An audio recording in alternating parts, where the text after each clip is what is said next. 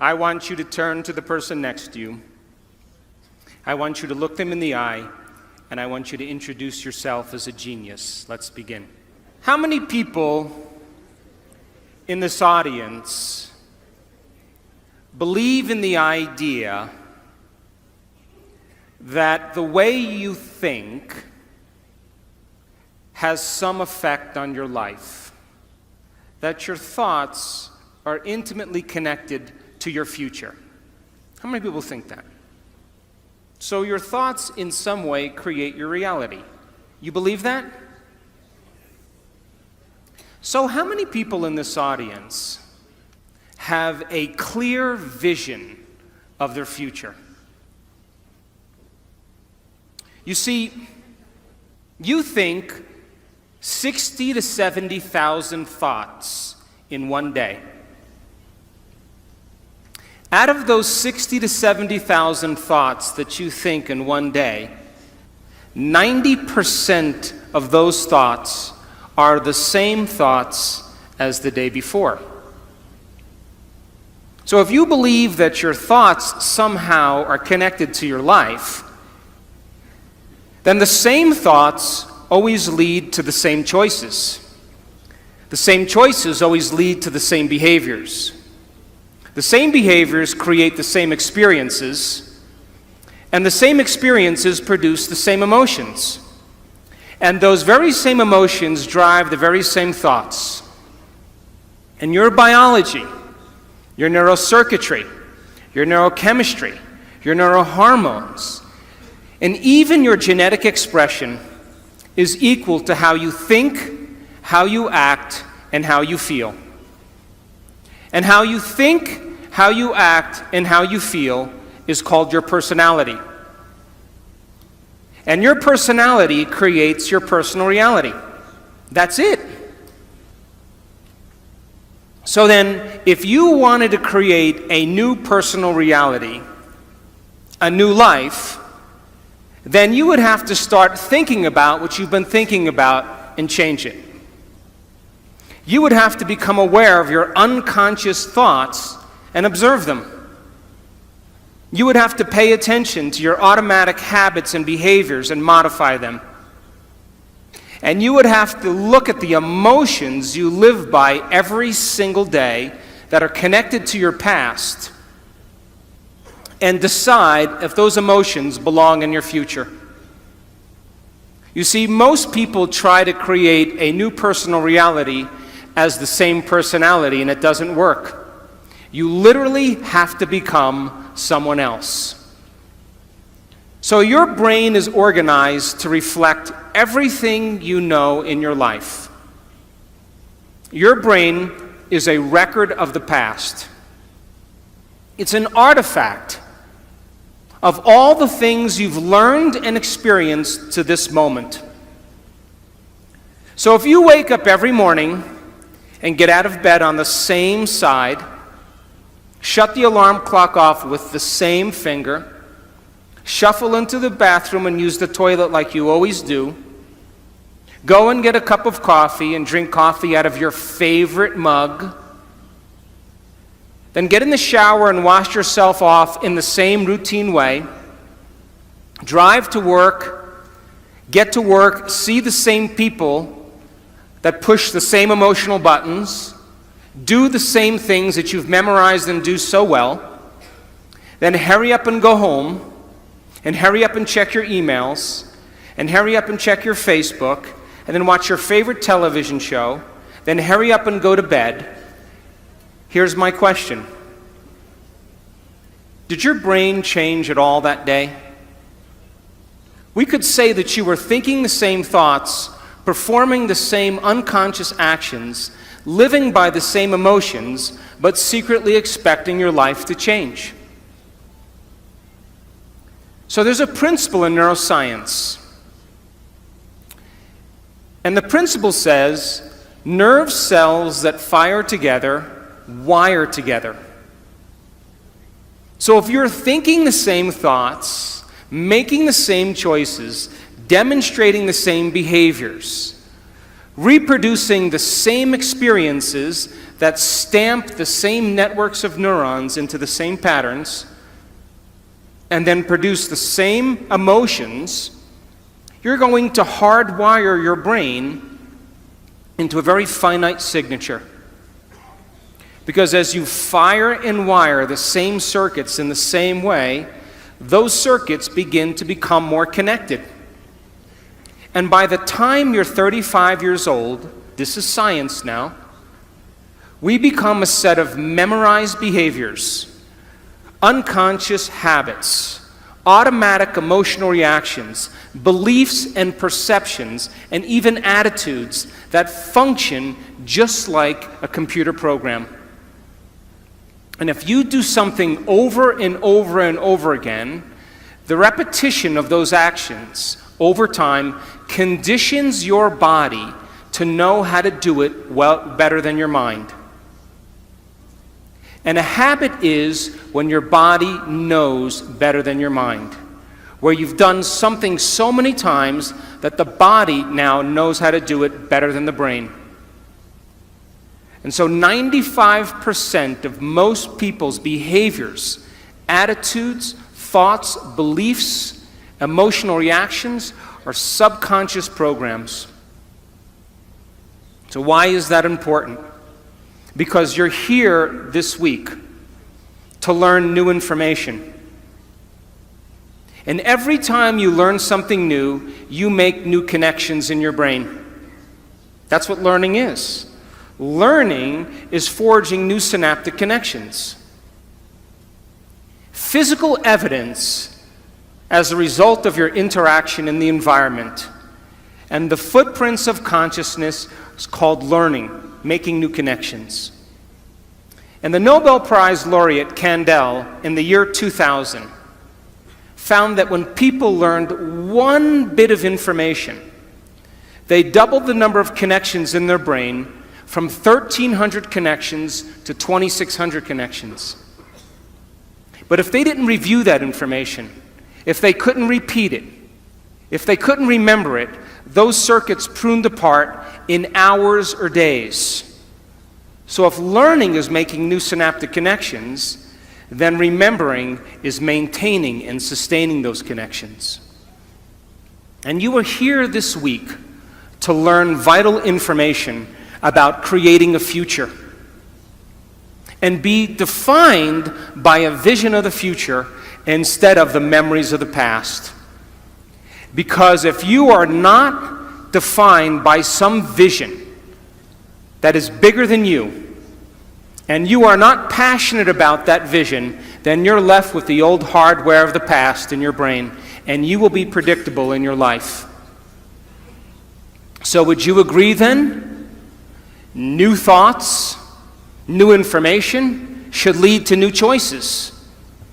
New choices should lead to new behaviors. And new behaviors should create new experiences. And new experiences should produce new emotions. And those new emotions should drive new thoughts. And that's called evolution. So if your brain is a record of the past, and you don't have a vision of the future, then you are living in the past. And you will never arrive at that new future. How many people understand what I'm talking about? So now, feelings and emotions are the end product of past experiences. And you can remember experiences better because you can remember how they feel. And when you're in the midst of an experience, all of your senses plug you into the environment.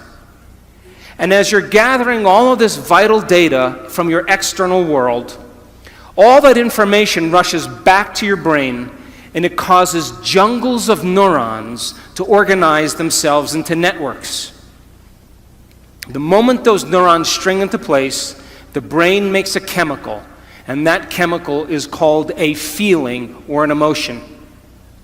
And once you feel that emotion, you create a long-term memory. Now reason this with me. If feelings and emotions are the end product of past experiences, and you are feeling the same way every single day, doesn't that mean nothing new is happening in your life? And if those feelings and emotions drive certain thoughts, and you can't think greater than how you feel, because you had events in your life that have branded you emotionally, and you feel sadness or guilt or shame or unworthiness or insecurity, all of those emotions are created from past experiences. And when you feel those emotions, and those emotions drive certain thoughts, and then those thoughts make certain chemicals for you to feel the same emotion, and then those emotions drive certain thoughts, the repetition of that cycle then conditions the body to memorize that emotional state better than the mind. And now your body literally is in the past. Because if you can't think greater than how you feel, then you are thinking in the past. And so most people then spend the majority of their life talking about why they never arrive at their vision of the future because of some past experience. And so if feelings and emotions are the end product of past experiences, you remember your first kiss, you remember your wedding, you remember the birth of your children, you remember catching a fish off the coast of Manzanillo with your 3 best friends, because you caught the fish and it was a new experience and you felt great. And then you went to the casita and you cooked the mahi-mahi and you drank Sauvignon Blanc and the wind was blowing off the sea and the sun was setting and you made a long-term memory. But you also have memories that are connected to trauma and crisis, to disappointments. And those are the memories that people remember more than anything else. And so if you haven't overcome some emotion that keeps you anchored to the past, then you tell a story about the past. And people say, I am this way because of this experience that happened to me 15 years ago. I am this way because of some event that happened 30 years ago. And from a biological perspective, it means I haven't been able to change in the last 15 or 30 years. And Scientific American, a prestigious magazine, says that 50% of what you talk about in your past isn't even the truth. You make it up. Because you don't have the same brain that you did 15 years ago or 30 years ago. So then your brain and body are typically in the past, because thoughts are the language of the brain and feelings are the language of the body. And how you think and how you feel creates your state of being. So if you think insecure thoughts, in a matter of seconds, you are going to feel insecure. The moment you feel insecure, your brain is monitoring how you're feeling, and you think more insecure thoughts, which then makes you feel more insecure. And the repetition of that cycle conditions the body to become the mind of insecurity. And then the person says, I am insecure. And whenever you say, I am anything, you are commanding your mind and body into a destiny. So then, how do people change? They wait for crisis, trauma, disease, diagnosis, loss. Something has to go wrong in their life where they feel so uncomfortable that they finally make up their mind to change. And why is that? Because after the trauma or the crisis, they don't feel like of themselves. And the moment they don't feel like themselves, they could actually observe themselves. because they're looking at themselves through the eyes of someone else. But my message is, why wait? You can learn and change in a state of pain and suffering, or you can learn and change in a state of joy and inspiration. So then, if your brain is a record of the past, and you are living by the same emotions that have defined you for the last 10 years, and you keep thinking the same thoughts that make the same chemicals, and those same chemicals drive the same thoughts, then your body, as the unconscious mind, does not know the difference between an actual experience in your life that creates an emotion and an emotion that you're creating by thought alone. And so your body is believing it's in the same past experience 24 hours a day, 7 days a week, 365 days a year. And your body is programmed into the past. And you can't create a new future holding on to the emotions of the past. How many people understand what I'm talking about? So then, when you react to someone or something in your life, you have a choice. That when an event changes how you feel, there's a chemical change that's taking place in your body. And most people don't think they can control their emotional reactions. And so then when you react to some coworker or some relative or somebody in traffic, the moment you react emotionally, you are altered chemically.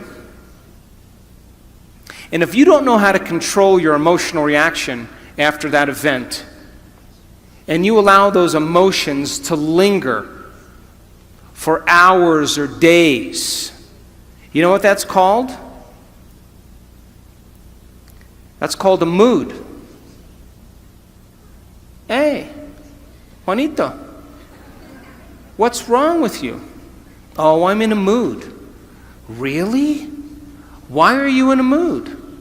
Well, this thing happened to me 4 days ago, and I'm having one long emotional reaction. And if you keep that same refractory period going on for weeks or months, that's called a temperament. Hey, why is she so angry? I don't know. Why are you so angry? Why are you so bitter? Why are you so enchilada?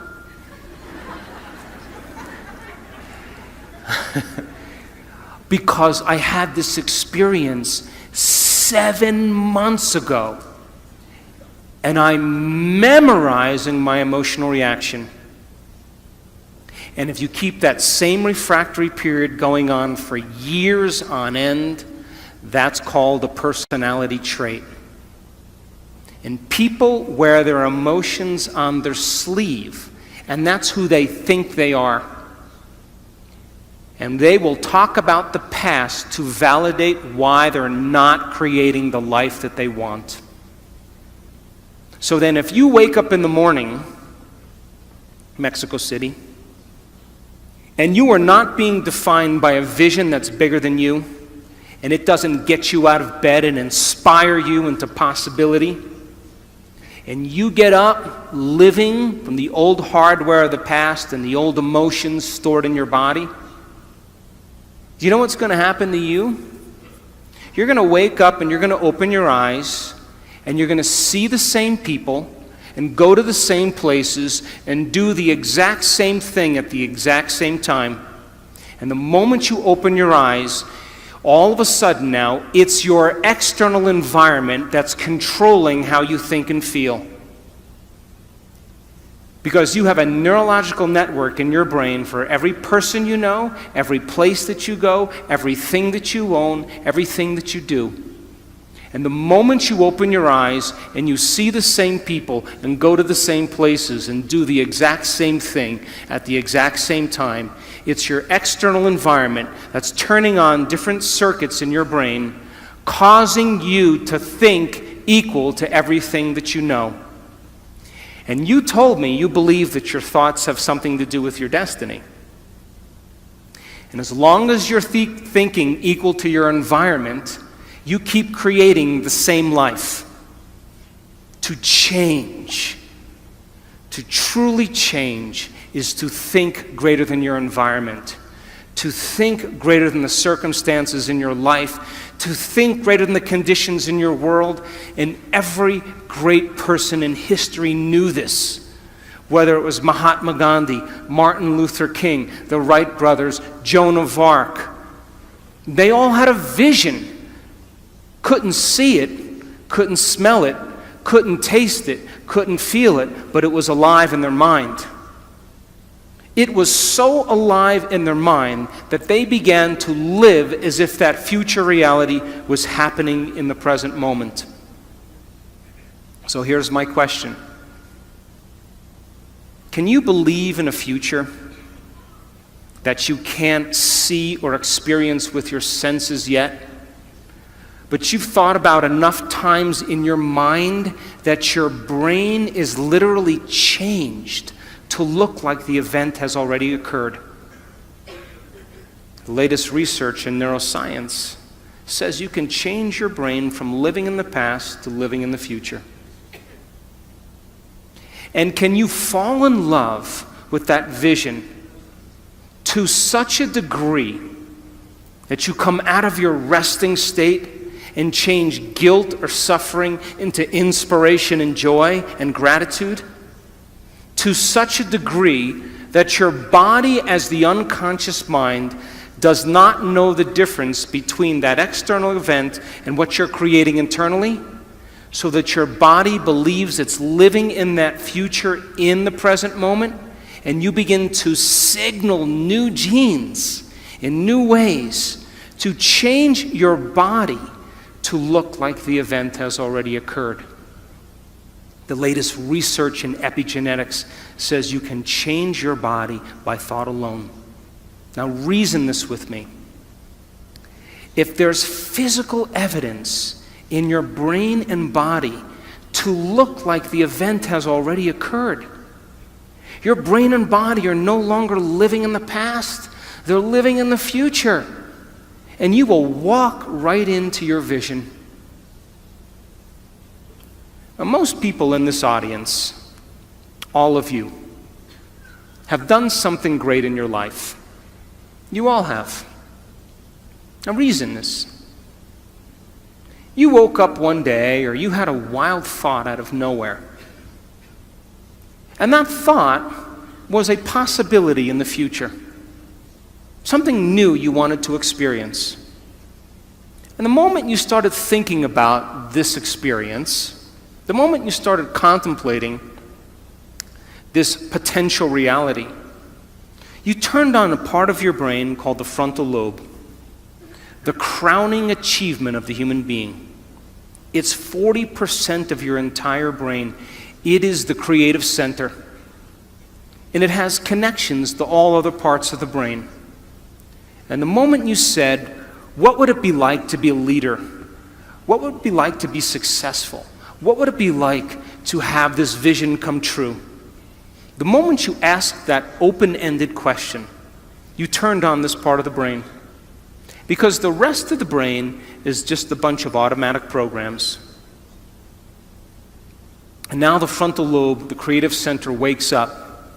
And it has connections to the entire brain. It's the CEO. It's the boss. It's the symphony leader of the brain. And the moment you get creative, the frontal lobe begins to select different networks of neurons that are stored in your brain from things you've learned or experienced. And as you begin to think a what-if question, it begins to select these different networks and begins to seamlessly piece them together, and making your brain fire in new sequences and in new patterns and new combinations. And whenever you make your brain work differently, you're changing your mind. Because mind is the brain in action. Mind is the brain at work.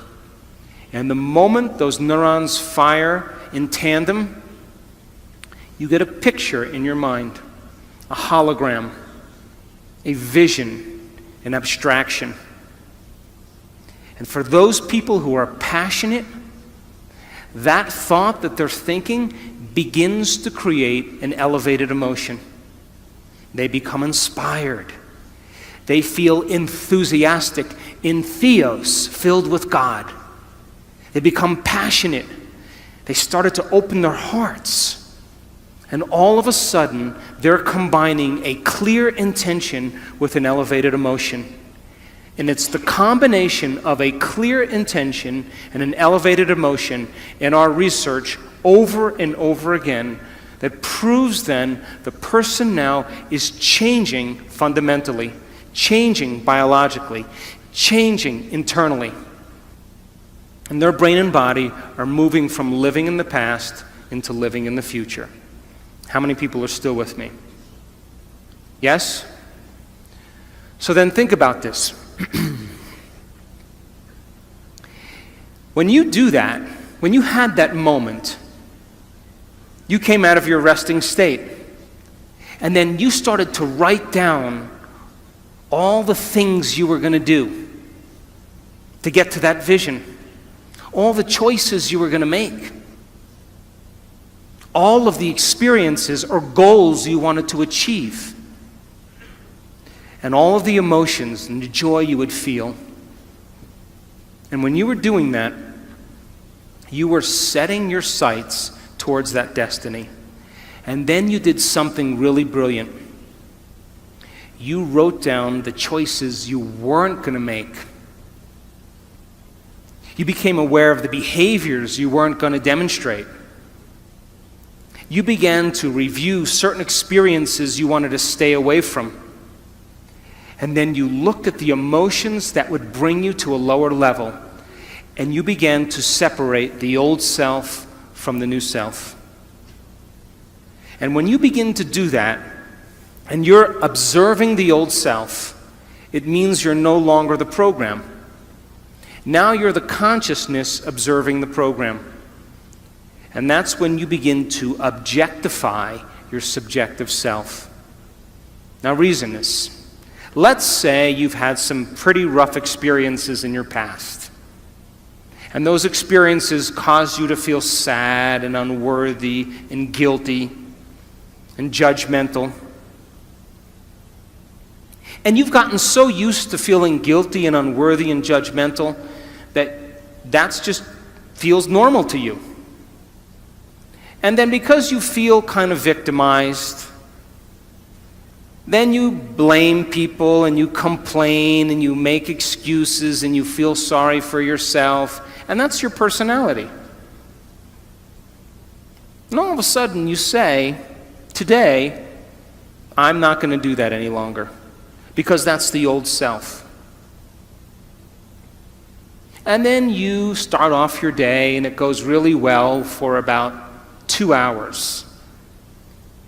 And then all of a sudden, the moment you realize that you're no longer making the same choices as the day before, you are going to feel uncomfortable. It's going to feel unfamiliar. It's going to be uncertain. There's going to be some unpredictability. And we now know that people would rather hold on to their guilt and unworthiness than to step into the unknown, because at least they can feel something. And so the moment you stop making the same choices that you always make, get ready, because it's going to be uncomfortable. And that's the moment you are heading towards the new self. And we call it stepping into the river of change. But now, remember, 95% of who you are is your body as the mind. You know, you've done something enough times that your body does it better than your brain. So you may actually complain unconsciously, because your body does it all the time. And all of a sudden you say, no complaining, no more blaming, no more feeling sorry for myself, no more talking about other people, I'm going to stop. You know what happens, don't you?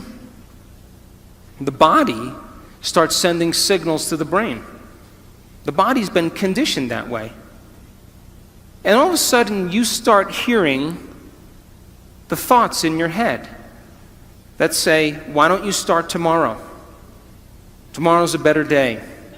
This is too hard for me. I can't change. Something's wrong with me. It's my mother's fault. It's my ex-husband's fault. It's my ex-wife's fault. I'm this way because of this event. Or the most important one, this doesn't feel right. And the moment you respond to that thought as if it's true, that thought leads to the same choice, which leads to the same behavior, that creates the same experience, that produces the same emotion, and the person says, this feels right. That feels familiar. Going from the old self to the new self, stepping into that void, stepping into that uncertainty, is the biological, the neurological, the chemical, the hormonal, genetic death of the old self.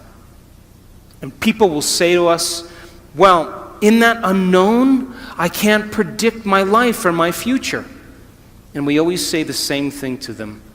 The best way to predict your future is to create it, not from the known, but from the unknown. And when you and I get comfortable in the place of the unknown, that's where the magic happens. And it never happens in the known. So then, you are here this week as entrepreneurs. An entrepreneur, in the definition, if you read the definition of entrepreneur, there's one thing that's consistent in every definition, and that is individuals willing to take a risk. Stepping into the unknown, being defined by a vision of the future instead of the memories of the past. So if you don't have your vision clear in your mind by the end of this week, all of this information is philosophy. It's theory. It's intellectual data that's stored in your thinking brain. But there'll be a certain percentage of people in this room that will apply this information, that will personalize it, that will demonstrate it. And those people who learn the information and store it in their brain and can repeat it, those people who start thinking about what they're going to do with it, as they begin to think about what they're going to do with it, they begin to install the neurological hardware in their brain, priming them to a new future. And when you take all of this information and you say, how am I going to apply it to my life?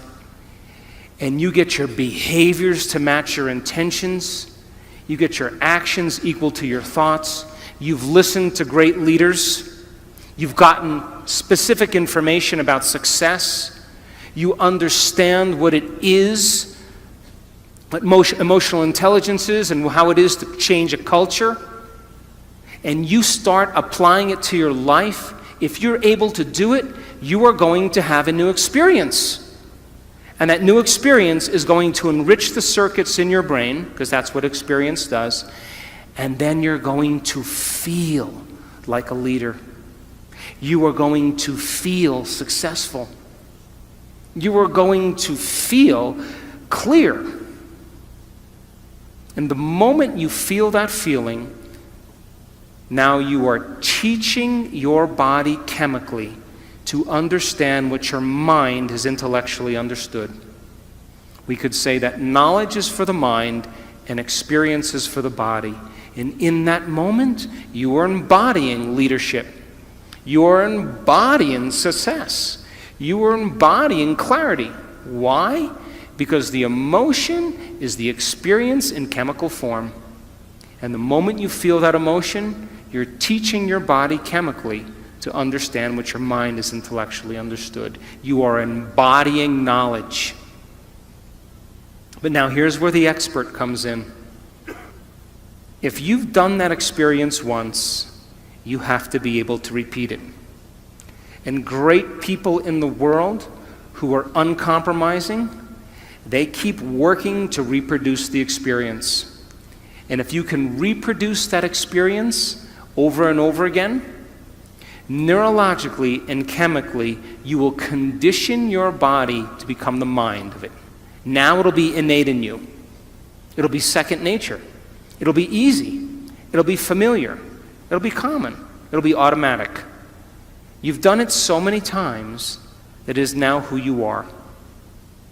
So our job's then to go from philosopher to initiate to master, from mind to body to soul, from knowledge to experience to wisdom, and from thinking to doing to being. And you and I have all the biological and neurological machinery to do this. But some people will get all of this information and it'll be philosophical. They'll never apply it. Those people who actually apply it and have the experience once will think that that's defining them. But people who really embody and make it innate in them, the true leaders of the world, it becomes who they are. They don't have to think about leadership. They are leadership. They don't have to think about success. They are success. It's become who they are. And so I want to show you some slides now to piece this all together so you begin to understand exactly what I'm talking about.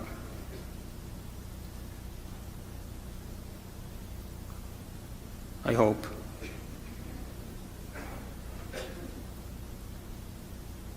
Here we go.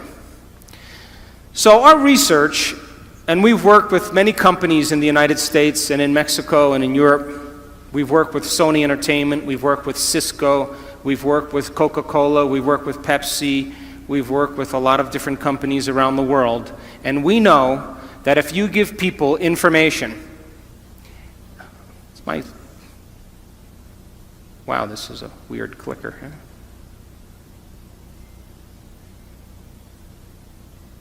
I guess I should point this way, huh? Can we go back to the last slide? Let's just have you do it, huh?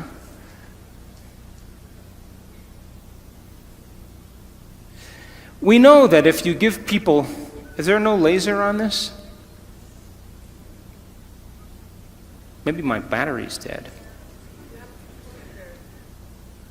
I have the what? I have a pointer? Come up here and show me. There's a pointer here.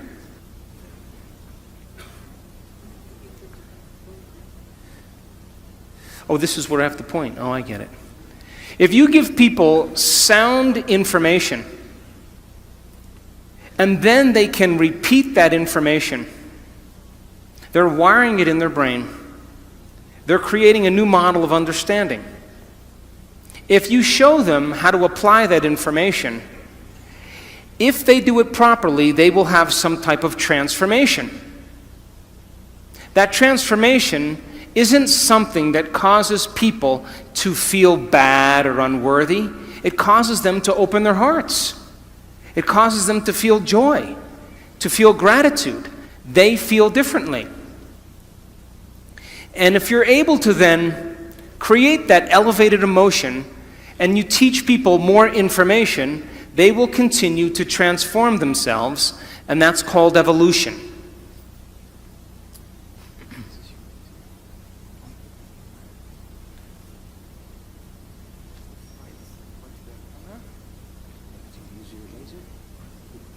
It's this one here. Oh. Is it there?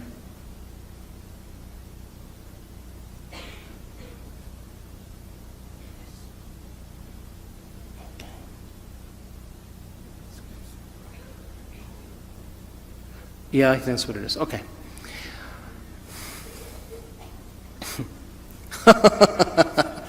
Oh, God. I'm pointing it at you. Oh, down there, way down there. Look, I'm pointing it down there. I'm hitting forward.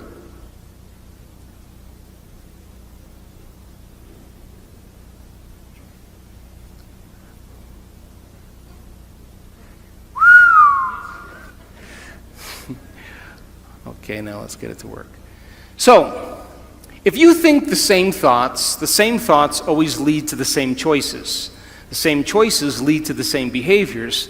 The same behaviors create the same experiences, and the same experiences produce the same feelings, and you're now caught in your old self. But new thoughts should lead to new choices, and new choices should lead to new behaviors. New behaviors should create new experiences, and new experiences should create new emotions, and that should inspire evolution. We say that your personality creates your personal reality. And your personality is made up of how you think, how you act, and how you feel. We could say that your personality is your state of being. So now, geniuses, if you keep thinking the same thoughts, keep demonstrating the same behaviors, keep living by the same feelings and emotions, your personal reality is going to stay exactly the same. But if you have new thoughts that lead to new choices, that demonstrate new actions, that create new experiences, that cause you to feel differently, you will begin to walk into a new future. How many people understand this? So most people try to create a new personal reality as the same personality, and it doesn't work. You literally have to become someone else. So, crossing the river of change, going from the old self to the new self, requires you stepping into the unknown. And if you are now in the unknown and you feel uncomfortable because you're leaving guilt behind, you leave unworthiness behind. You see, the biggest problem with most people is they want to create wealth, but they feel lack. They want a new life, but they feel unworthy. That's mind and body in opposition. And our research shows that you can teach people how to recondition their body to a new mind. And when that occurs, they begin to create very powerful things in their life. So now, let's talk about the neuroscience of culture, because there is a neuroscience to it. You have a brain that looks just like the person sitting next to you. And if I was to screw off the top of your heads and take out your brain and your partner's brain, someone sitting next to you, and I went like this, and I set them out, you probably wouldn't be able to tell them apart, because you share the same structure in your brain. And we call that universal traits, and we call it gross anatomy. Now, because you share the same brain as the person sitting next to you, you smile when you're happy, you frown when you're sad, you sleep at night, well, this is Mexico, you sleep kind of late at night and get up kind of late in the morning. Come on, I'm kidding.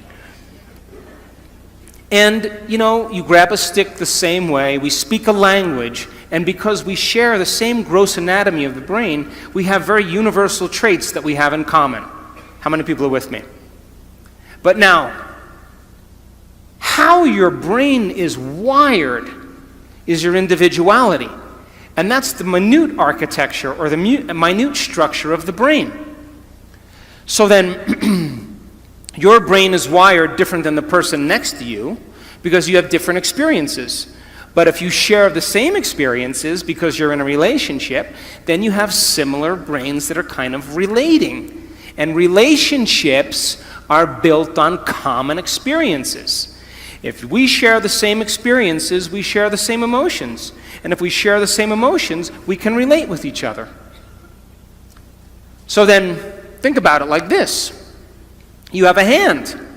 And because you have a hand, you have the same hand as the person next to you. There's only a certain amount of things you can do with your hand. But now, what makes you unique is your fingerprint. That gives you your individuality. And that is really the minute anatomy of something related to a hand. Are you with me?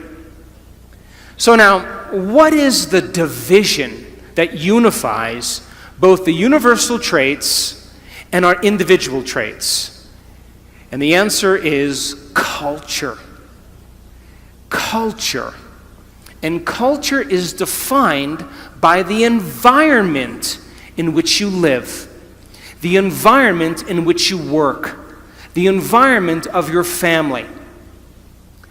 An environment is made up of just a few things. Are you ready? People, objects, things, places, time, pets, and that's pretty much your environment. So then, the culture of Mexico City, if I keep asking, I'll get it, huh?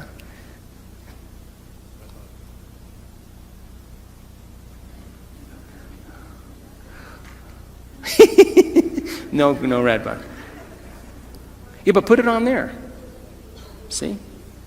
Nada. All right, try again. Try a green one.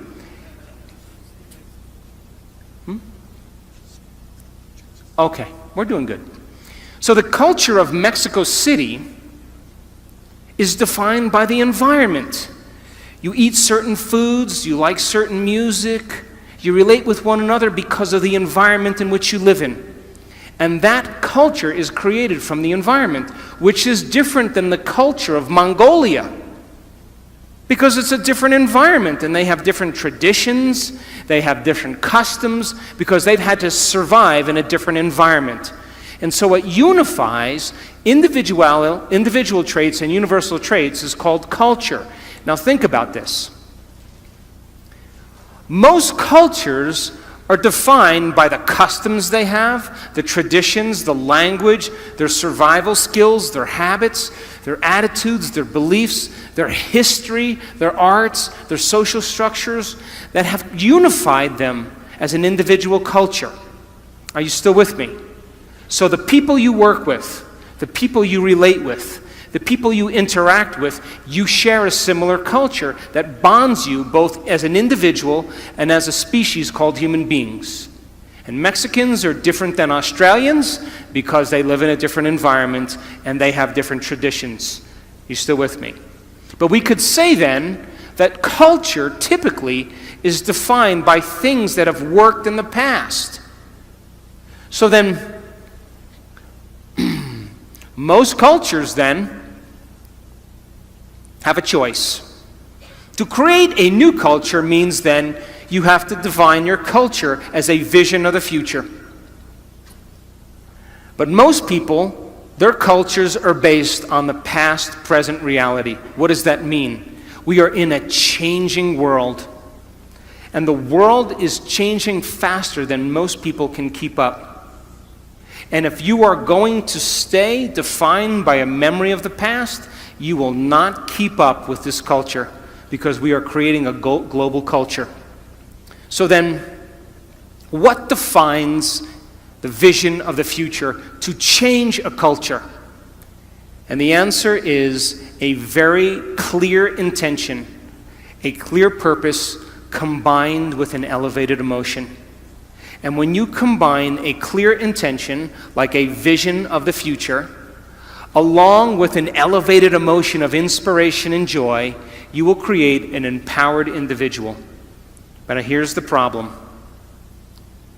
To the materialist who's waiting for their wealth to show up to feel abundant, they're in their past. The person who's waiting for the success to feel empowered is in their past. The person who's waiting for their healing to feel wholeness, they're in their past. The person who's waiting for their riches to come to feel gratitude, they're in their past. They're materialists. In other words, you have to feel empowered in order for your success to show up. You have to feel abundant for your wealth to find you. You have to be in gratitude for you to create the life that you want. And by you teaching your body emotionally what that future could feel like ahead of the actual experience is changing your biology. Because most people wait for something outside of them to change how they feel inside of them. And when something outside of them changes how they feel inside of them, they pay attention to whoever or whatever caused that, and they create a memory. That's the old model of reality of cause and effect, waiting for something outside of you to take your pain away inside of you. The new model of reality is about causing an effect. That means then you have to feel gratitude every day for your new experience to occur. You can't wait for your success to feel empowered. You have to be empowered to create the success. And when you teach people how to do this, and they move into a new state of being, they begin to create the life that they want. How many people are still with me? But to the materialists, they would say, well, no, I'm going to wait for my money to come and then I'm going to give thanks. And those people pretty much are living by the emotions of the past. And if you're living by the emotions of the past, you are viewing your future through the lens of the past, and your vision will fade. Because when you bring up an elevated emotion, you will see the vision clearly. And leaders in history that changed the world knew how to change a culture. Look at Martin Luther King. He talked about justice and then got enough people inspired that they felt empowered enough to do something about it. People came out of the resting state. And so then you share the same brain as Martin Luther King. And being defined by a vision of the future begins to change a culture. But most people have the same thoughts or the same intentions, and they live by the same familiar emotions, and for the most part, they're in their past. So the future then is created by a clear intention and an elevated emotion, now listen closely, that you have to cultivate in your inner environment of thoughts and feelings. But most people, by the old self, are living from past memories that are created from knowledge and experience from something that happened outside of them.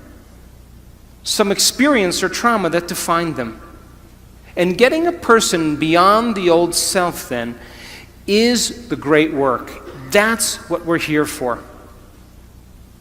So, we've studied motivation, and I can tell you without a doubt that the highest form of motivation in any culture, in any group of people, is what's called purpose motivation, duty motivation, or mission motivation.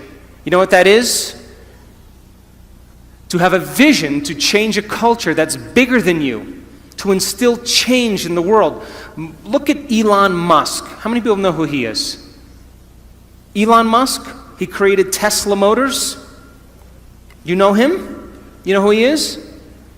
He created an electric car that can go from 0 to 60 in less than 5 seconds. And before him, electric cars were like golf carts that crawled along the road. And he said, I'm going to do this. I don't know how I'm going to do it, but I have a vision. And I'm going to get the best engineers in the world.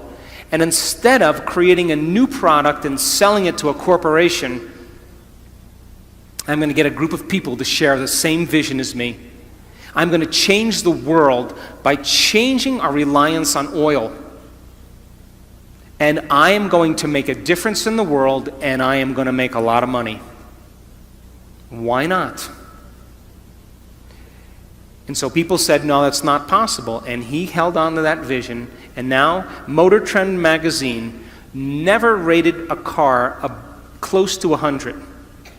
They rated the Tesla car 103. It's the best car on the road. And it relies on no gas at all. That's a vision of the future.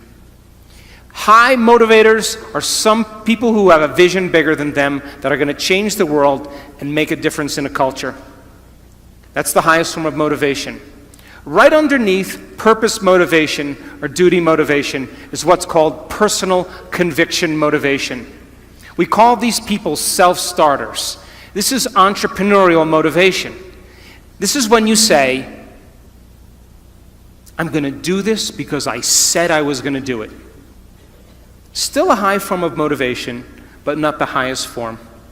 But what we know, that people who have purpose motivation naturally are personally convicted. Their personal conviction is in alignment with their purpose because they have a reason to get up every day. The next form of motivation is called ethics motivation or morality-based motivation. This is not the highest form of motivation, and this is based on polarity, good and bad, right and wrong. And people then, they're trying to be good, but they're really bad. And they swing back and forth. They preach one thing and they do something else.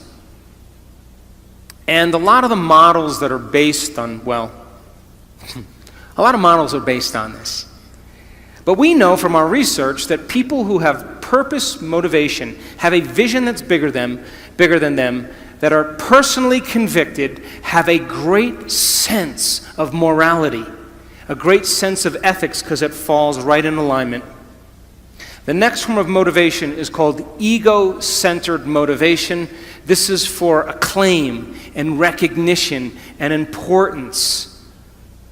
But we know then that that's not a very high form of motivation and it never lasts. But people who have purpose motivation, have personal convictions, have a strong sense of ethics, naturally receive recognition. It's the end product. Now look at the lowest form of motivation. What does that say? Money motivation. People who are money motivated, you will spot them out in a crowd because they are selfish in their endeavors. They will take care of themselves first before they take care of others. It's the lowest form of motivation, but our research shows if you have a vision that's bigger than you, that's to change something, where you contribute to the whole, you have strong personal conviction, a strong sense of ethics, already receiving recognition and don't even need it, the money always comes. It's the natural flow. And we call that, in our work, affluence. You know what the word affluence means? To flow to you. People who are affluent don't go and get anything. People who are affluent have it come to them. That's who they are. It's a reflection of their state of being. How many people are with me? So then, when you have a purpose or a vision or a mission or an intent that's bigger than you, it means it signifies something that's ongoing. You could have a purpose to go east, and there's never an end to east. You could have a purpose to be healthy. There's always more health to have. You could have a purpose to be wealthy. There's never an end to wealth. You could have a purpose for knowledge, and there's never an end to knowledge. It signifies a direction. My purpose is to transform individuals in order to transform a culture. And I'm clear on that purpose, and it gets me up in the morning every single day. So then, how do you bring a vision from the world of possibility into the world of reality? From thought all the way down into matter. From what we say in quantum physics, from the wave of possibilities all the way down into the particle. From the immaterial, something that doesn't exist yet, into the material. From the world beyond the senses to the world of the senses. How do we do that? Well, it requires then setting up goals in alignment with your purpose. So let's just say you have a purpose to go in a certain direction. Your purpose signifies a direction, but your goals should always be in alignment with your purpose. And people who have goals in alignment with their purpose, their goals are a natural side effect of them being on purpose. What do I mean by that? Let's just say you lived in the United States, and you were living in Los Angeles, and your purpose was to go east. So you may set up the first goal to go from Los Angeles to Arizona. That's a short-term goal. And if you arrived at Flagstaff, Arizona, you would know that you were on purpose. Yes? And then you said, okay, my next goal is to make it to Santa Fe. I should say New Mexico. And if you arrive there, then you may go to Amarillo, Texas, and then, of course, Little Rock, Arkansas, All of these are in a direct alignment with going east, and then finally to Atlanta, Georgia. And if you kept clear on your purpose and you kept clear on your vision, then those goals would be a natural effect of you being on purpose. How many people are with me? So when you set up the goals in alignment with your vision or your purpose, and you arrive at your goal, that's how you know you're still on purpose. So then what about getting healthy? You may say, okay, I want to lower my heart rate. That's one of my goals. I want to lose, 10 kilos. I want to have more energy. I want to wear a new wardrobe and have a new relationship. This is the short-term goal at the beginning, and the long-term goal is at the end. And as long as you keep making the same choices, demonstrating the same behaviors, reproducing the same experiences, feeling the same way, you'll arrive at all of those goals. What about becoming abundant? You may say you want to be wealthy, and to me it doesn't matter. Wealth is a state of mind. You may want to start a new business. Once you start that new business, you may want to hire 2 new staff employees in 6 months. Then you may say you want to buy a company vehicle. And of course, then the next one is buy a new house. And then ultimately what? Make $1 million? Why not? If that's your goal, to reflect your purpose, then you should arrive at it. Are you still with me? How about learning knowledge? Is there ever an end to knowledge? You may want to get an associate's degree. And then you may want to get a bachelor's degree. And then you may want to get a master's degree. You may want to get a doctorate degree. And then you may want to finally do research. But all of those things are in alignment with your purpose, is it not? So what about this? Exploring space.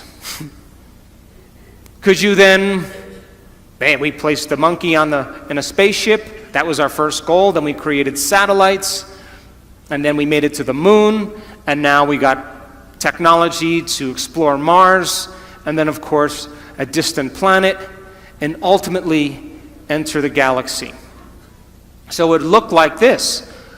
We send the monkey out into space, then we create a satellite, we go to the moon, we go to Mars, and as long as our goals are along the line of our vision, we'll always arrive at our destiny.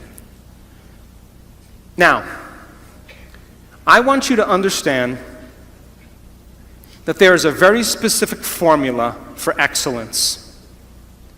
And the formula requires a person who has a clear purpose. But there are 2 other ingredients that put this together. The first thing is called competence. You know what competence is? Somebody who does something really well. The more competent they are, the better they are at doing something. The third thing is called accountability. Accountability means if you say you're going to do something, you do it. And if someone asks you to do something, you do it really well. And if you combine a person who's on purpose with a high level of competence and accountability, you have excellence in an individual. I run 3 companies, and all 3 companies, my teams, are very high on their purpose scale. They better align with my purpose. They have a very high level of competence, and they are very high on the accountability scale. And I don't even bother them. I never even manage them. Because if they're not competent, accountable, and on purpose, they're going to stand out with the rest of the culture, and other people are going to be doing their job, and they are not going to keep up. And I say to my staff, I run an Olympic-level team. You have to be able to play at an Olympic level. If you can't be competent and accountable on purpose, there's nothing personal. We just have to cut you because we're moving at a fast pace. So now, if you look at what it takes now to maintain a healthy culture so that a group of people can work well together, it requires the same 3 things. A person who has a clear purpose, let's say your purpose was to change the world and my purpose was to change the world. And if you and I shared the same purpose, we would be heading in the same direction. Would you agree? And if we're headed in the same direction, that movement in the same direction begins to create what's called trust. That invisible thing called trust. And if you're competent and accountable in moving in that direction, and I'm competent and accountable and moving in the same direction, you have trust in a community. And one of the biggest problems in the United States, companies that want to become Fortune 100 companies, this is their problem. Nobody trusts anybody. Because they're too competitive, they're angry, they have no emotional intelligence, they don't know how to work together in teams, and because of that, they have no trust in the community and the culture can't sustain itself. Are you with me still? So now, why do we lose sight of our purpose? Why do we lose sight of our vision? Why do we make the wrong choices? Why do we say we're going to do something and all of a sudden we do something else? And the number one reason is called stress. And when you see a predator in your life, like a lion or a cougar, you turn on a primitive nervous system called the fight or flight nervous system. And the moment you turn on that fight or flight nervous system, you are going to mobilize enormous amounts of energy to prepare yourself for some threat in your external environment. Now, Mexico, this is pretty adaptive. If you're being chased by a lion, you better have the energy. So when that happens, you're moved out of balance. Your pupils dilate, your salivary juices shut off, not a time to eat an enchilada. Your respiratory rate changes, your heart rate changes, and blood is sent to your extremities, and you're either going to run, fight, or hide. That's your three options. Run away, fight back, or freeze and hide. That's what people do. But what if it's not a lion? What if it's your mother-in-law? And you've had some tough experiences with your mother-in-law. Do you know that you'll react to your mother-in-law just like she was a lion? Now, what was once highly adaptive is now very maladaptive. Because as you see the coworker, as you respond to the news, as you make a judgment, as you get angry, you are turning on the same system as if you were being chased by a predator. And you are moving your brain and body out of balance. And the definition of stress is when your body moves out of balance. And all organisms in nature can tolerate short-term stress. The zebra gets chased by the lion. The zebra sees the lion, mobilizes all this energy, and now it escapes the lion. 15 minutes later, it goes back to grazing, and the event is over, and the body returns back to homeostasis. But human beings, we can turn on the stress response just by thought alone. Bills are adding up, rent is overdue, problems at work, and as you think about those problems, you turn on the stress response just by thought alone. And when you turn on the stress response and you can't turn it off, you are headed for some disease. Because no organism in nature can live in emergency mode for extended periods of time and expect to function healthily. So then reason this. The scientific facts are that 70% of the time people are living in stress. And when you live in stress, it's not a time to create. When you live in stress, it's not a time to be defined by a vision of the future. When you live in stress, it's not a time to go within or to learn. When you live in stress, all of your attention is on the outer world and not on the inner world because there's danger out there. And so people stop creating when they're living in stress, and now they are viewing their life through a lens of the past, and they lose sight of where they're going. So here's that definition where I talked about of creating different states of being. You react to an experience in your life. If you allow the chemicals to run days, all of a sudden you say, I'm in a mood. If it lasts for weeks or months, I have a bad temperament. If it lasts for years on end, it's part of my personality. And all you need is one experience to do this, and you'll forget about your vision.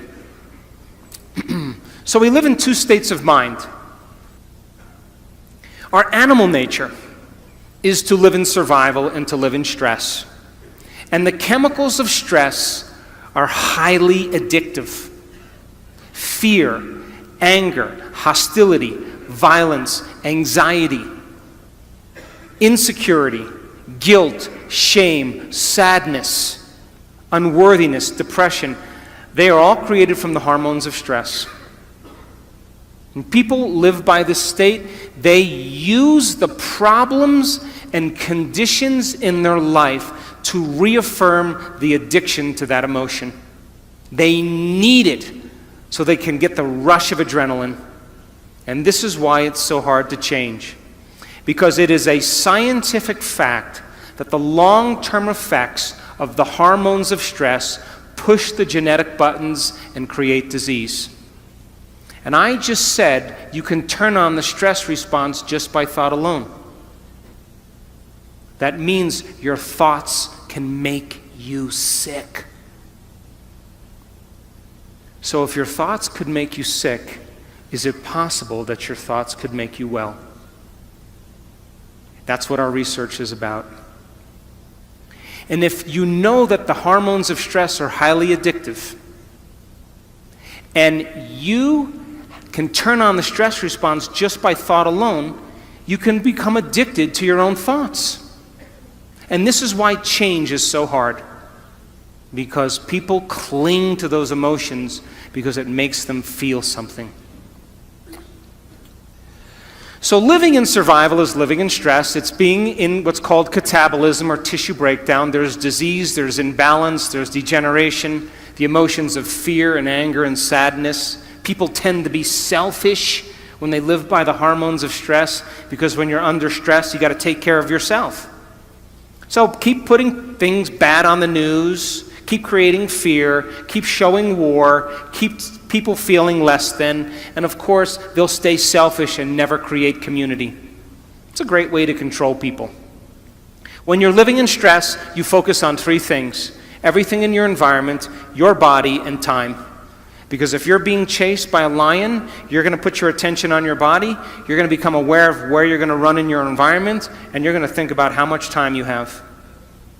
And if you live by the body, the environment, and time, you are not being defined by a vision. Because a vision has nothing to do with your body, the environment, and time. It has to do with a thought. So then you're in emergency mode. You'll get very object-focused. You'll focus on something over and over again. How many people have problems and you keep thinking about your problems over and over again, over and over again? That's how survival works in the brain. You keep focused on your problems. You feel separate from possibility. You define reality with your senses. You're living by cause and effect. You don't see any possibilities. Of course, your brain and heart are incoherent. We've measured this thousands of times. In other words, when you are impatient and you're frustrated and you're angry, your brain gets out of balance. And when your brain gets incoherent, you get incoherent. We measure people's hearts. We just came from a beautiful event in Cabo San Lucas and Los Cabos, 500 people, training them how to train their brain and hearts. When you're impatient and frustrated, your heart gets incoherent. When you feel love and gratitude, your heart gets coherent. When you feel love and gratitude, your brain gets coherent. So then, people in emergency mode focus on knowns. They don't want the unknown. The unknown is dangerous. They want knowns and familiar. They lose their vision. The divine aspect of ourselves are the creative aspect of ourselves. That's when the body moves into homeostasis. We go from contraction to expansion. There's anabolism. There's body repairs itself. There's order. There's health. There's regeneration. The elevated emotions of love and joy, of trust, of knowingness, of gratitude, they begin to produce 1,300 new chemicals that begin to heal the immune system. The hormones of stress produce 1,200 chemicals that lasts for 90 seconds to 2 minutes that alters how we think and feel. But isn't your definition of an addiction something you can't stop? So if I said, hey, I know you're really angry, but why don't you stop? If you can't stop your anger, then you're addicted. Valid or not, justified or not. If you can't stop your sadness, then you must be addicted to those chemicals. But those chemicals only last for 90 seconds to 2 minutes, which means, I tell my kids this all the time, well, they're older, but when they were younger, if you're angry for more than 2 minutes, you're faking it. So, when you open your heart, you're selfless. When you're in that creative state, you're not defined by things, you're not defined by your body, you're not defined by time. We know this, we've studied it in the brain thousands of times. A creative person forgets that they even have a body. They forget about the things and people in their life, they forget about time. They're in the creative state. And my definition of creation is when you forget about yourself. You go from selfish to selfless. And that's when you're at your best. We've proved it thousands of times. Of course, energy is created. There's always growth and repair. People tend to go from a narrow focus to possibility, to an open focus. They feel connected to their vision. They feel connected to people. They feel connected to something greater. They're already defining reality beyond their senses. They're living no longer as a victim, which means most people think unconsciously that their personal reality is creating their personality. If your personal reality is creating your personality, then you're a victim. But if your personality is creating your personal reality, you're a creator. So now they're causing an effect. They're no longer living by cause and effect. They see possibilities. Brain and heart are in a state of coherence and balance. And of course, they crave the unknown. They want the experience. They want the adventure. They live for it. So I'll go through just three more slides. So then if your purpose is to go east, and all of a sudden you head to Phoenix, Arizona, or Missoula, Montana, or Miami, Florida, or Boston, Massachusetts, you've lost sight of your vision, and which means you had some thought that led to some choice, that led to some behavior, that created some experience, that produced some feeling or emotion, and you gave up on your vision. You went back to the old self. So you may say, God, I want to be healthy, but you made the wrong choice. 3 pieces of birthday cake. You miss a week of exercise. You stay up late and watch TV. You stop getting treated. And of course now, same thought leads to the same choice, which leads to the same behavior, which creates the same experience, that produces the same feeling. And then you say, oh gosh. And then of course the feeling is usually unworthiness or guilt. And you return back to the same self.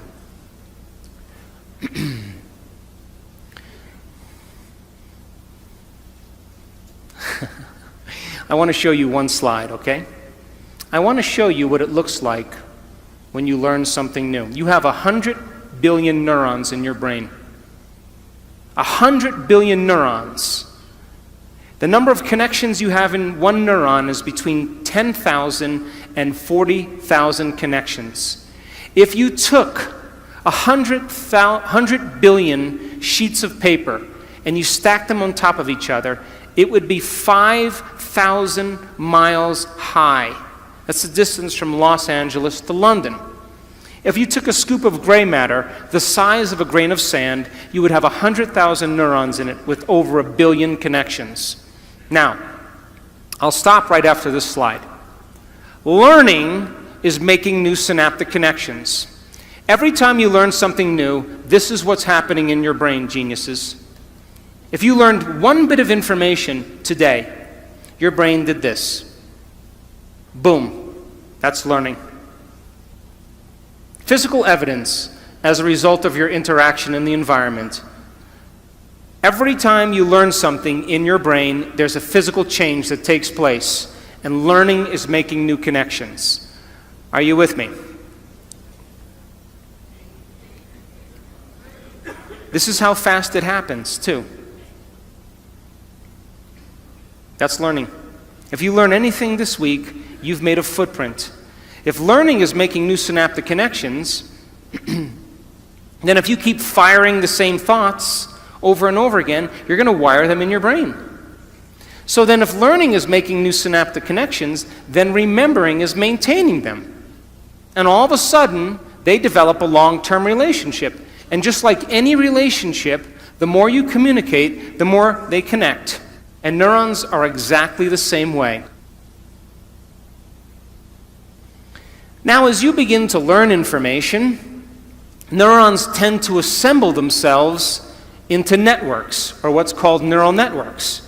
And neural networks are just gangs of neurons that have fired and wired together to form a community of neurosynaptic connections that's related to a thought, a skill, a habit, a behavior, a concept. And neural networks are automatic programs. You have a neural network to brush your teeth, to put on makeup, to speak a language, to walk. All of a sudden, those neurons then form a hardware circuitry, but if you keep repeating it, the hardware becomes a software program and it becomes automatic. So then, you want to see a thought? Watch. Boom, there's a thought. Right there. Watch again. Boom, that's a thought. You generate more electrical impulses in your brain in one day than all the cell phones on the planet put together. And it's not coming from the candy bar you just ate. You are connected to a greater field. So then, in closing, and I'll take some questions, you are here this week to begin to understand knowledge and information that is essential for you to begin to apply. Knowledge is power, but knowledge about yourself is self-empowerment.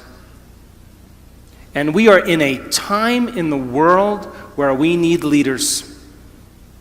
And true leadership has to do with a vision of the future.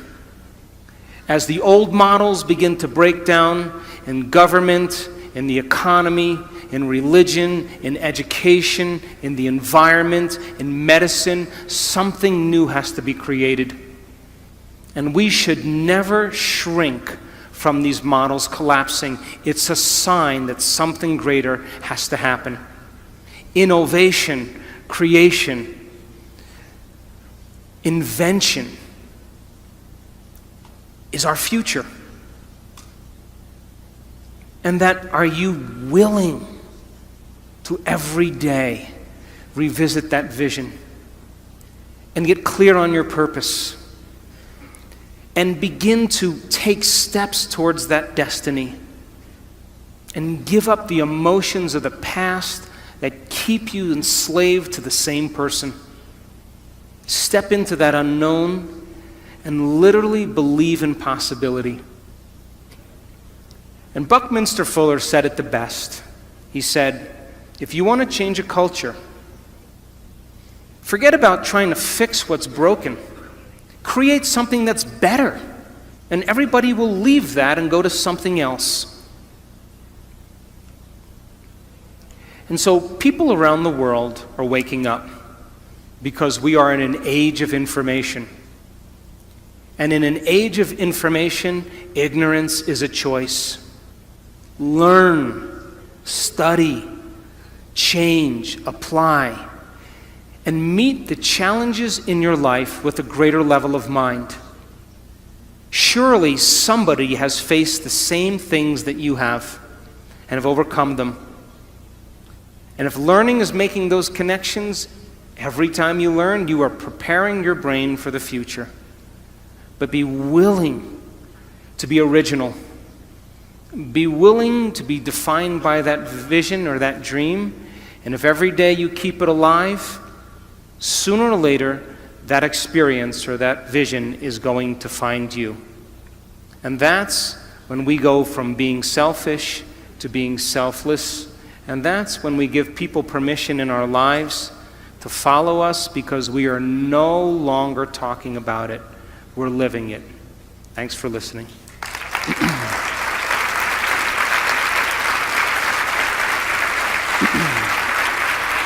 Thank you.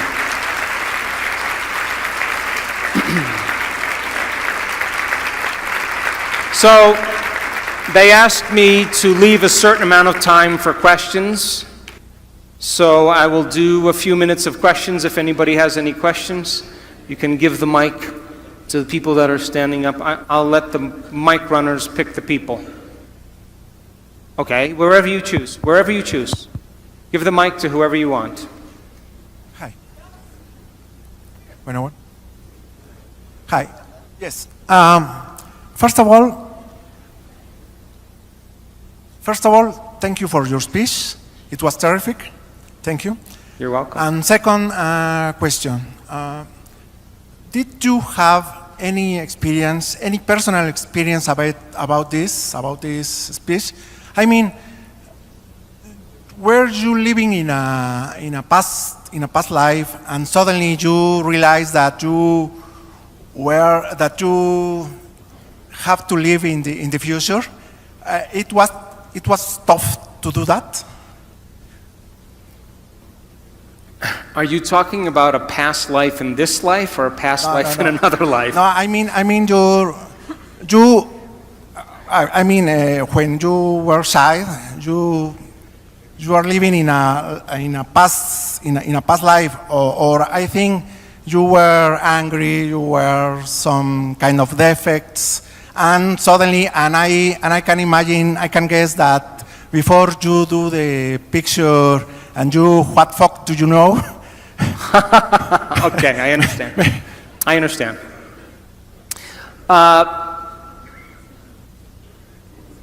I never planned on doing any of this. In 1986, I was in a triathlon in Palm Springs, California, and I was on my bicycle, and I was making a turn to pass some cyclists. And as I made the turn to pass the cyclists, I got run over by a truck. And I broke 6 vertebrae in my spine, and I had bone fragments on my spinal cord. And the doctors, 4 experts, told me I would never walk again and I would be paralyzed. So in order for some people to wake up, they need a wake-up call. And that was my call. I decided against the surgery, a radical surgery where they take out the entire back part of my spine and screw in these rods. I decided against the surgery in 1986, and I thought, I'm not going anywhere, I'm not doing anything. Let's see if I can heal this with my mind. Now, nobody at this time had any idea that it was even possible. As a matter of fact, the doctors thought I hit my head on the ground and that I had a head injury, because nobody said no to them. But you know, when you're trying to create something like a miracle, you will always be considered a fool or insane, because nobody else is doing what you're doing. It's unconventional. It's outside the beliefs of a culture. But if you pull it off, you'll be considered a saint, a holy man, a genius, a mystic. And so I was willing to lose everything for a thought or an experience. And I went through a very dark night of the soul after my injury, because I wanted to heal myself, and I was impatient, I was angry, I was frustrated, I was unfocused, and I couldn't get my mind to do what I wanted it to do, which made me more angry. But every day, I had this thought in my head: the power that made the body heals the body. I kept hearing it in my head. The power that made the body heals the body. And so I thought, maybe I can take my attention off of everybody and everything and go within. And let me connect to this power, this intelligence, and begin to give it a plan, a template, a design. And for 6 weeks, I would start doing it every morning. And then I'd think about living in a wheelchair. And then I'd start all over again, and then I'd think, should I sell my house? Should I sell my practice? And I realized I was focusing on what I didn't want to have happen instead of what I did want to have happen. And that's what the hormones of stress do. They cause us to pick the worst thing in our future and emotionally embrace it and be prepared for it. Because anything less, there's a better chance of survival. And so for 6 weeks, I went through hell. Because I would start reconstructing my spine and I would lose my attention. But I never gave up. 3 hours every day, going within. And at the end of 6 weeks, I was able to go through my entire internal process without losing my focus. Because I reasoned that this intelligence, this consciousness had awareness. And awareness is paying attention. So it was paying attention to my thoughts. So just like you know when someone's paying attention to you, they're present with you. And so I had to reconstruct my spine, but when I lost my attention, I would have to stop and start all over again because it wasn't a clear design. And at the end of 6 weeks, I was able to go through the whole thing. And all of a sudden, my body started to change very quickly. My pain went away, my numbness changed, I started to get happy.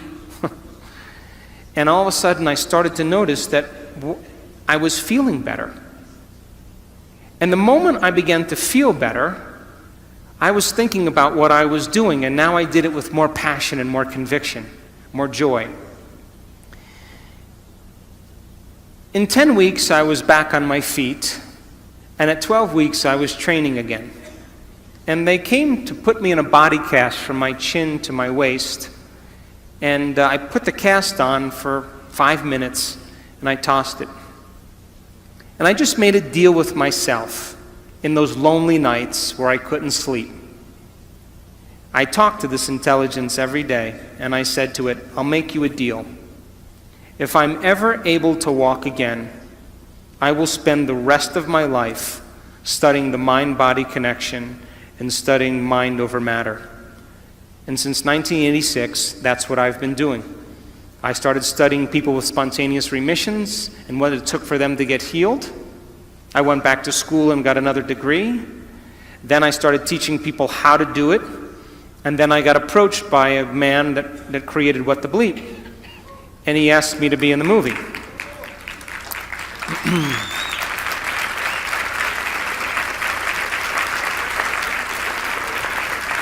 But there were 2 questions that people asked after What the Bleep.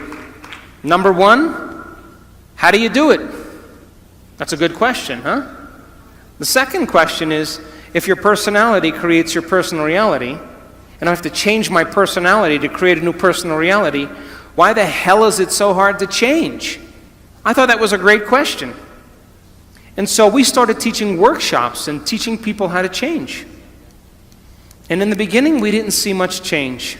And now, 10 years later, we are measuring people doing the uncommon. We are measuring people doing the miraculous, of healing themselves of diseases, of creating better lives for themselves. I just came from Los Cabos, and the miraculous was happening at that event. Common people like you are doing the uncommon. And you don't have to be a Buddhist monk. You don't have to be a nun with 40 years of devotion. You don't have to be an academic. You don't have to be a scholar. It's time that common people are privileged enough to do the uncommon. And we've measured people and made scientific history in the last 3 years that you will never see in any neuroscience journal. And they were just people just like you. And now when people ask me, is change possible? I have no doubt in my mind. In my last book, I said, hey, how can you give somebody a sugar pill or a salt injection? And a certain percentage of those people will accept, believe, and surrender to the thought that they're getting the real substance. And without any analysis, they begin to program their autonomic nervous system to make their own pharmacy of chemicals that matches the exact same chemical they think they're taking. Is it the inert substance that's doing the healing? Or is it the body's innate ability to heal? So the question is, do you need something outside of you to change you? Or if you understand how the placebo works, can you teach people to do it? But instead of putting their belief in something outside of them, put their belief in something inside of them, or a possibility, an unknown, and have them revisit that unknown until they make it known. Because if 81% of people who have depression, if 81% of the people who are in a depression study are healed by a placebo, 81% are healed by a placebo, it means they're making their own pharmacy of antidepressants. And they don't need anything to do it. And so it's time people take their power back. It's time that we wake up. And my passion is about transformation, but not with elite individuals, with common people. And if you keep understanding that you need a flu shot because there's bugs with your name out there that are looking for you, and if you don't get the flu shot, you're going to get sick, that's the nocebo. Then when you don't get it, you'll get sick, and then you'll need a pharmaceutical. That's programming. But when people break out of that illusion and they begin to take their power back, they're no longer controllable. And now, you're talking about a race of individuals now that are believing in themselves more than anything else. And that's where we're going as a community in this world.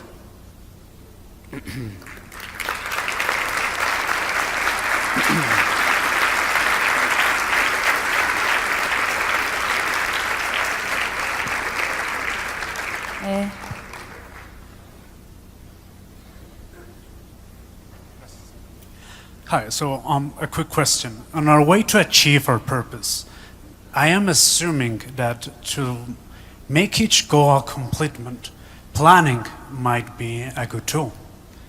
And if I am correct, do you have any advice on how to go about it? Sure. So the question was about planning. Do you know that if you woke up in the morning and instead of getting out of bed, what do most people do when they wake up in the morning now? What do? Admit it. You go to your cell phone and you go, oh my gosh, Monica's eating carbohydrates again. Oh, look, my boyfriend from high school Facebooked me. Ooh. Oh, look, there's a war in Syria. Everybody goes to their device to plug them in.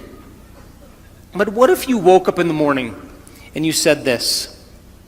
What is the greatest expression of myself that I can present to the world today? What if you said, I'm going to be defined by this vision. Let me become conscious of those unconscious thoughts. Let's become so conscious of those unconscious thoughts that they'll never slip by my awareness. You know, I can't, it's too hard, nobody loves me, I'm bad. So, old circuits from the past. What if you said, no more complaining, no more feeling sorry for myself, no more judging anybody, I'm going to stop that. What if you said, I'm not going to be guilty anymore, I'm done. I'm not going to be unworthy. Those are the emotions, behaviors, and thoughts that are connected to the old self. The word meditation literally means to become familiar with. That's what it means. If you're becoming familiar with your unconscious thoughts and making them conscious, you're meditating. To know thyself. If you become aware of your automatic habits and you're so conscious of your unconscious behaviors that you never go unconscious again, you're changing. If you're familiar with your emotions and say, that's my past, those are chemicals from the past, let's leave them behind. And then you said, who do I want to be when I open my eyes? What thoughts do I want to think? What thoughts do I want to fire and wire in my brain? Let me plan my behaviors today. Do you know the very action of planning your behaviors in your mind, rehearsing what you're going to do? Do you know that mental rehearsal actually installs the circuits in your brain to look like the experience has already occurred? Now your brain is no longer living in the past, it's primed for the future. And if nerve cells that fire together wire together, you keep doing that, it's going to become familiar to you. And so then, here's the tough part. Not for Mexicans, though. If you said, I am not going to get up from this meditation until I am in love with life. I'm going to leave my sadness and pain behind, and I'm going to open my heart. And I'm going to feel gratitude. I'm going to feel joy. I'm going to feel inspiration. Do you know that the moment you start creating those chemicals, you are signaling new genes ahead of the experience? And now, if you can combine in a clear intention with an elevated emotion, you are literally biologically changed. And if you can